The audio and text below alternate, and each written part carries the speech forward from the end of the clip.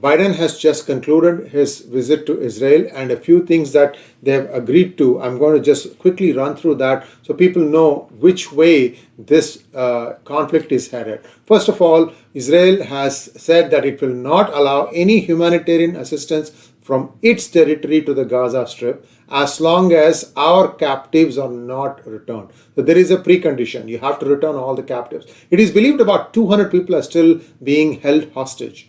Red Cross visits are allowed with our captives and is working to mobilize broad international support for this demand. So the Red Cross can go and see for itself what is happening in Gaza. The third one is Biden has requested Israel that Israel allow humanitarian assistance from Egypt as long as it's only water, food, and medicine for the civilian population located in the southern Gaza Strip and not the Hamas. Basically, they're saying you have to be able to differentiate between civilians and the Hamas when you are dispensing all these things. So that is something that's going to be, who's going to be monitoring that? I'm hoping that somehow the UN and I don't know, UN will have to take an important role there to try and separate the grain from the chaff. We don't know what is going to play out. Just to deter any adventurism on part of other countries, the United States has now positioned US Gerald Ford. We've talked about this in the past, but what is more important is now it is there in place. There are 10 American ships, a total of 12,000 sailors. So this is a fairly big number. It's a show of strength. US wants to make sure that nobody starts wagging their tail, so we have to wait and see. In the meantime, a Jan 6th, 2021 like incident took place today in the US Capitol building. That is where the Congress and the Senate sit and make rules for the rest of the country, in fact sometimes for the whole world. So what has happened today? The United States Capitol building has been taken over inside and outside by pro-Palestine protesters. I'm going to show you a video and you can see that it's not just the pro-Palestine, pro-Hamas protesters. There were also a few who were pro-Israel also. So let's take a quick look at that video.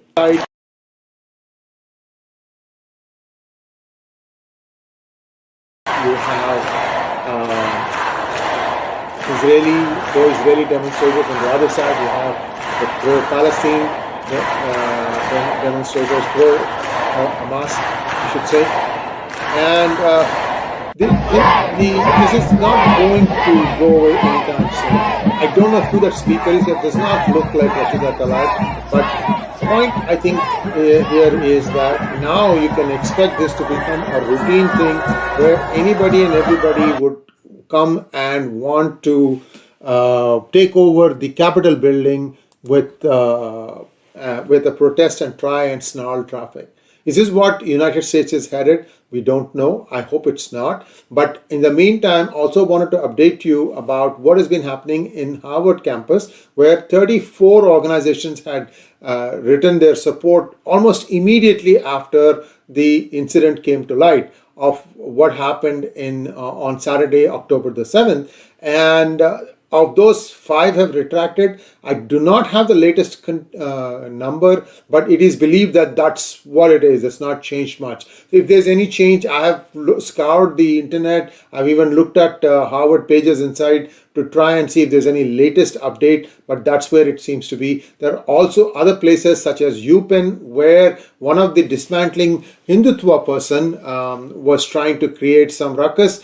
You've got some other university campuses also that are causing trouble. But there is an important point that needs to be remembered. Why are students in Harvard? Freedom of speech is fine, but the freedom of speech, if it starts, trying to justify killings of 1,000 people, how can that be a freedom of speech? So these are all questions that people have to ask themselves, and a lot of heat, there's a lot of back and forth going on. All I will tell every one of us here assembled who are watching this video is stay calm, try to analyze what is going on, and I think the plan that I had played out in my talk with Sumit Peer when I was hosting it, wherein it is going to be more like a progressive control of Gaza by Israel, and in a way that it prevents a new organization from taking over Hamas and also eliminating every trace of Hamas. That's what appears to be the plan. Thanks for watching. Please like, share and subscribe to our channel. Don't forget to click on the bell button for notifications. Namaskar.